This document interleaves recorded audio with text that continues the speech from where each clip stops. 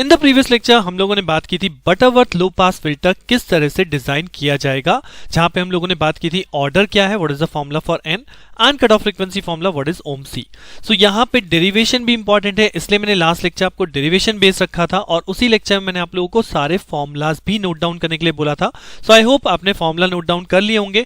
अब जो हमने ट्रांसफर फंक्शन बेसिकली कैलकुलेट करना है, यानी कि हमें एच ऑफ एस डिजाइन करना है, तो उसे प्रॉब्लम बेस्ड देखेंगे कि जब आपको प्रॉब्लम क्वेश्चन में गिवन है तो आप एच एस कैसे डिजाइन करते हैं। So in this lecture we will talk about practice problem on Butterworth low pass IIR filter.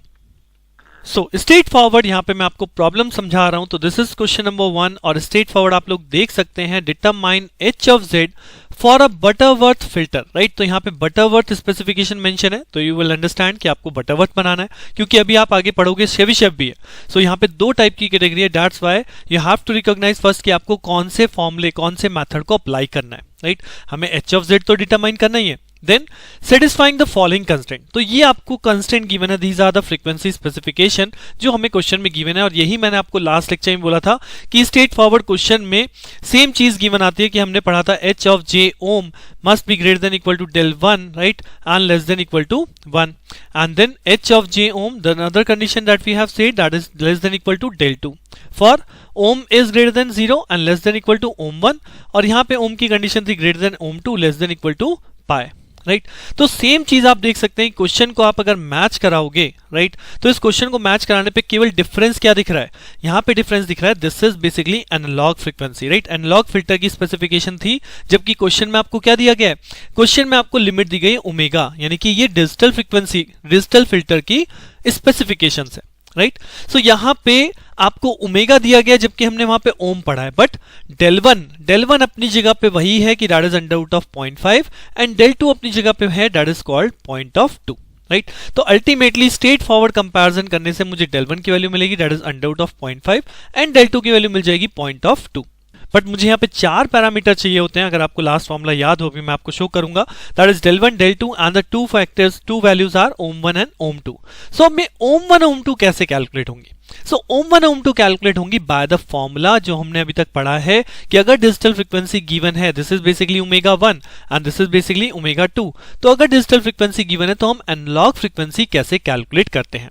And then we have basically two methods कि आप impulse invariant भी लगा सकते हो, BLT भी लगा सकते हो, but now it is mentioned over here with t is equal to 1 second apply impulse invariant transformation। तो ये जो यहाँ पे given condition आ गई, अब इस given condition का मतलब कि मैं ओम और ओमेगा यानी ओम को ओमेगा से कैसे कैलकुलेट करूंगा, with the help of impulse invariant transformation method जो हमने अब तक पढ़ा है, राइट।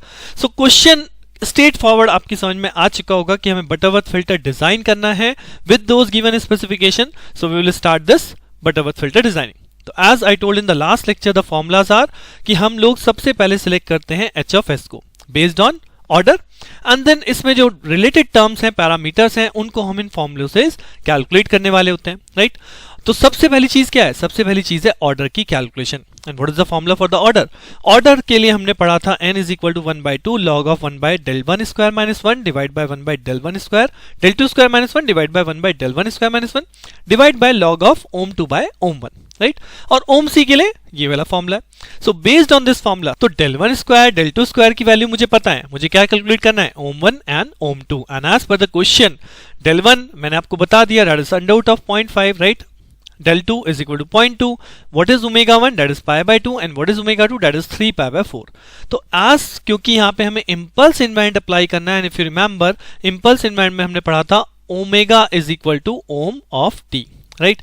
सो अगर मुझे ओम कैलकुलेट करना तो सिंपली ओमेगा बाई टी, तो यहाँ पे ओम 1 की वैल्यू हो जाएगी that is omega 1 by T, omega 1 की वैल्यू गिवन है, T is equal to 1 second है तो ये पाई बाय 2 हो गया, and Om 2 is equal to omega 2 by T, तो यहाँ पे ओम 2 की वैल्यू हो गई 3 pi by 4। And once I got these four parameters del 1, del 2, ohm 1 and ohm 2, I can calculate the two values first of all order that is n। तो straight forward formula apply कीजिए, value को put कीजिए और इसको solve कीजिएगा, आपको मिलेगा 3.91। यहाँ पे सॉल्व जरूर कीजिएगा क्योंकि सॉल्व करने के बाद ही आप कॉम्प्लेक्सिटी को जान पाएंगे कि आपको यहाँ पे लॉग किस तरह से कैलकुलेट करना है, राइट। मैं इसलिए यहाँ पे नहीं बता रहा हूँ, मैंने फॉर्मूला ही आपको डायरेक्टली बताया है और उसका आंसर बताया, so that you have to try by yourself, right. And ohm C जब आप कैलकुलेट करेंगे तो you will find out the ohm C value is pi by 2। Right. अब if you remember the last lecture, मैंने आपको बोला था कि हम n की वैल्यू को क्या सिलेक्ट करते हैं।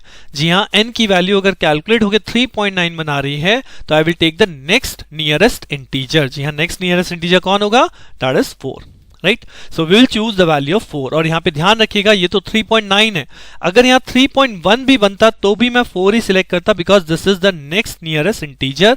तो यहाँ पे राउंडिंग नहीं है, यहाँ पे फ्लोट वैल्यू को उसके नेक्स्ट इंटीजर वैल्यू पे ही हमेशा कन्वर्ट करना है, राइट।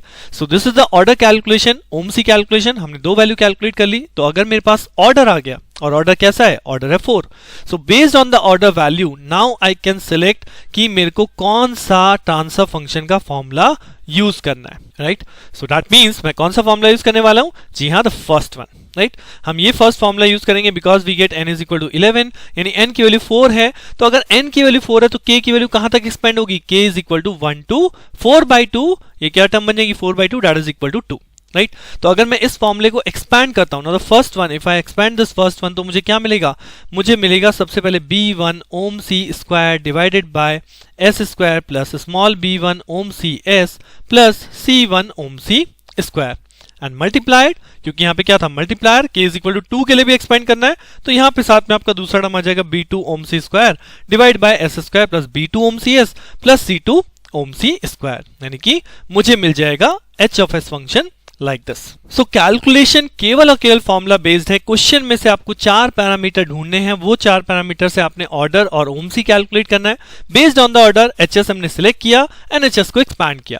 अब इसके अंदर कौन कौन से पैरामीटर्स आ रहे हैं उनकी वैल्यू चाहिए, यानी स्मॉल b1 है, स्मॉल b2 है, स्मॉल c1 है, स्मॉल c2 है। सो इफ यू रिमेंबर हमने पढ़ा था ck is equal to what, ck is equal to always 1। तो चाहे ये c1 है या c2 है, क्या हो जाएगा, ये हो जाएगी वैल्यू 1, राइट। तो ck इज इक्वल टू 1 की वजह से ये वैल्यू आपकी 1 होने वाली है। देन नेक्स्ट वैल्यू b के हम कैलकुलेट करते हैं 2 sin 2k - 1 pi by 2n से, तो यानी कि यहां पे अब मुझे कैलकुलेट करना है b1। सो b1 अगर कैलकुलेट करना है तो b1 के लिए k की जगह मैंने क्या रखा, 1। तो अगर k की जगह 1 रखा तो ये क्या बचा, 2 - 1 यानी कि 1, यानी पाई ओवर 2n यानी pi by 8। And this can be solve by your calculator. 2 sin pi by 8 आप इसे सॉल्व कीजिए, you will get 0.765। Similarly we will also know b2, हमें b2 भी चाहिए रिक्वायर्ड, राइट। तो b2 को कैसे कैलकुलेट करूंगा, यानी अब की बार k की जगह क्या रख रहा हूं, 2। तो ये हो जाएगा 2 sin, this time k is equal to 2, तो 2 into 2 4, 4 - 1 3। सो ये हो जाएगा 3 पाई बाय n की जगह 4 है, तो ये हो जाएगा 3 पाई by 8।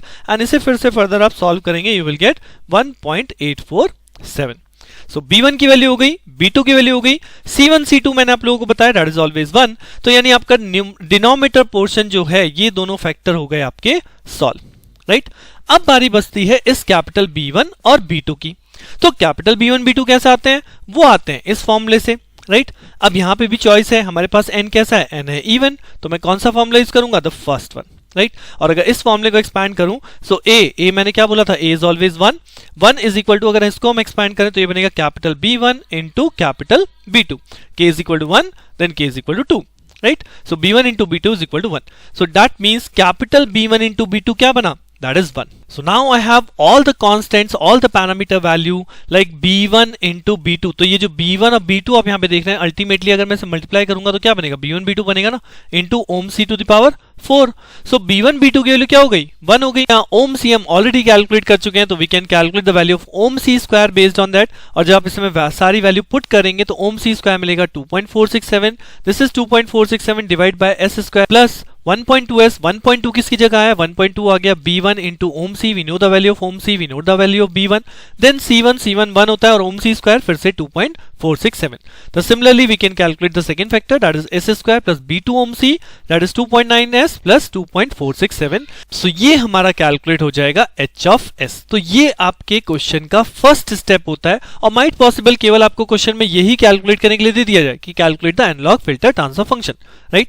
So analogue filter transfer function is calculated by the standard formula. उस स्टैंडर्ड फॉर्मूले से कैलकुलेशन के लिए मुझे चाहिए ऑर्डर, तो I will calculate order. Order calculate होने के बाद मैंने फॉर्मूले को एक्सपैंड किया, एक्सपेंशन में मुझे सारे पैरामीटर्स रिक्वायर्ड हो गए, वो सारे पैरामीटर कैलकुलेट करे, put the value again in the function, we get the final function, right. अब ये जो फंक्शन आया, अब यहां पे आपको HS मिल गया। अब HS से ultimately digital filter H of Z बनाना है, और कौन से मेथड से जाना है, as per the question we will use impulse invariant method, right अब इम्पल्स इन्वेरिएंट तो यानी अब आपका क्वेश्चन प्रीवियस लेक्चर की तरह प्रोसीड हो गया कि यहां पे आपको h ऑफ s गिवन है. Now use impulse invariant method and find out h of z. So in impulse invariant method सबसे पहला काम क्या था? सबसे पहला काम था इस गिवन फंक्शन को पार्शियल फ्रैक्शन करना. तो यहां पे वो पार्शियल फ्रैक्शन लगा है, आप देख सकते हैं as प्लस बी, क्योंकि दोनों ही स्क्वायर टर्म है. as plus B upon this factor, cs plus D upon this factor. Then cross multiplication करते हैं, एलसीएम कैंसिल आउट हो जाता है. कंपेयर करेंगे, हाईएस्ट पावर s क्यूब है तो s क्यूब टर्म कंपेयर किया, s स्क्वायर टर्म कंपेयर किया, s पावर 1 टर्म कंपेयर किया, s की पावर 0 टर्म कंपेयर किया. You can compare this, right. And उसके बाद आप ABCD को फाइंड आउट करते हैं. Once you find out the value of ABCD, then वो ABCD वापस यहां पे पुट करेंगे. सो हमारा फंक्शन क्या बदल जाएगा? This will become HS is equal to this value and this value, right. So impulse invariant, यहां पे मैं ये नहीं कहूंगा कि आप इस क्वेश्चन को यहां पे लीव कर दीजिए. क्वेश्चन देखने में बहुत बड़ा दिखता है, बट अगर आपने इम्पल्स इन्वेरिएंट किया है तो यहां पे आप इस वीडियो को पॉज करके इसको फर्दर सॉल्व कर सकते हैं. सॉल्यूशन आपके सामने है, आप मैच कर सकते हैं, but try to solve, right. अब आपने पार्शियल फ्रैक्शन कर लिया, तो पार्शियल फ्रैक्शन के बाद इम्पल्स मेथड में क्या होता था? इम्पल्स मेथड में अब इसको मैंने h1 मान लिया सपोज, और इसको मैंने h2 मान लिया, क्योंकि दोनों ही बहुत लेंदी फंक्शन हो रहे हैं, राइट. h1 को अलग सॉल्व करते हैं. तो अब यहाँ पे s स्क्वायर वाली टर्म है, तो उसे कैसे करते थे? परफेक्ट स्क्वायर बनाते थे. और परफेक्ट स्क्वायर बनाने का तरीका 1.2 का करा हाफ, यानी ये हो गया s plus 0.6 whole square, right. और अब इसमें क्या टर्म खुलेगी? s स्क्वायर खुलेगा. एक टर्म खुलेगी 1.2s, ये दोनों टर्म तो चाहिए, लेकिन एक एडिशनल टर्म आएगी, वो हम कर देते हैं minus of 0.6, right, minus of 0.6 square. और इसके आगे क्या टर्म है? प्लस 2.467. तो इन दोनों को कैलकुलेटर मैथमेटिकली सॉल्व कीजिए कि अगर 2.467 में से हम माइनस कर दें 0.6 स्क्वायर को, तो जो टर्म बचेगी उस टर्म का करिए अंडर रूट, यानी आंसर अंडर रूट, तो दैट विल गेट यू 1.45, जिसे हमने यहां पे रखा 1.45 स्क्वायर. क्यों? क्योंकि ये टर्म आपकी स्ट्रेट फॉरवर्ड स्टैंडर्ड फॉर्मूले में कन्वर्ट हो गई, that is s plus a upon s plus a whole square plus b square, जिसका फॉर्मूला हम लोगों ने पढ़ा है. Based on that formula we will convert, right. But अभी ये स्टैंडर्ड फॉर्म में नहीं है, क्योंकि s प्लस 1.2 है, यहाँ पे s प्लस 0.6 है. So we will do 0.6 over here and 0.6 over here, तो आप उसे कन्वर्ट करते हैं. तो सेम अगर आपने इम्पल्स इन्वेरिएंट पढ़ा है, वापस नहीं याद है, तो वापस इम्पल्स इन्वेरिएंट पे जाइए, उस मेथड को देखिए, क्योंकि वही यहाँ पे अप्लाई हो रहा है on h1 and on h2. और जैसे ही आपके h1 h2 स्टैंडर्ड फॉर्म में आ जाएंगे, then you can convert using the impulse invariant formula. यहाँ पे मैंने आप लोगों के लिए सॉल्यूशन लिख दिया है कि h1z की वैल्यू क्या बनेगी as per the formula conversion, after the formula conversion, and h2z क्या बनेगा. उसके बाद जब दोनों वैल्यू आप यहाँ पे पुट करेंगे, बिकॉज अल्टीमेटली तो यही जाना ना, this is h1 and this is h2, right. तो जब ये कन्वर्ट होके आएगा, then you will get this type of answer, right. So question देखने में, मैथड समझने में बहुत इजी लगेगा, राइट. आई होप कि आपको लग भी रहा होगा, बट यही कहूंगा कि प्रैक्टिस जरूर कीजिएगा. बिना प्रैक्टिस के जब आप पेपर में क्वेश्चन अटेम्प्ट करते हैं तो गलती होने के चांसेस बहुत ज्यादा होंगे, ठीक है. इसलिए प्रैक्टिस बहुत इंपॉर्टेंट है. और मैथड के ऊपर एक और क्वेश्चन मैं लेके आऊंगा in the next lecture, because ये क्वेश्चन जो हमने किया है किस पे बेस किया है? इम्पल्स इन्वेरिएंट पे, right. And the main thing, how the HS is calculated, how the HS is design by the basic formula, right. So इसमें हमने इम्पल्स पे बेस्ड क्वेश्चन किया. नेक्स्ट लेक्चर में मैं एक और क्वेश्चन आपके सामने शो करूंगा जो कि BLT मेथड से होगा, और आप देखेंगे BLT method as compared to impulse. अब तक आप देख ही चुके हैं कि इम्पल्स के कंपैरिजन में BLT इजी है, तो अगर यही कन्वर्जन मुझे बाद में BLT से करनी हो तो मेरे लिए क्वेश्चन कितना ईजी हो जाता है, राइट. तो BLT मेथड से नेक्स्ट लेक्चर में क्वेश्चन करते हैं. मिलते हैं आपके साथ नेक्स्ट लेक्चर में. तब तक के लिए कीप प्रैक्टिसिंग. Thank you.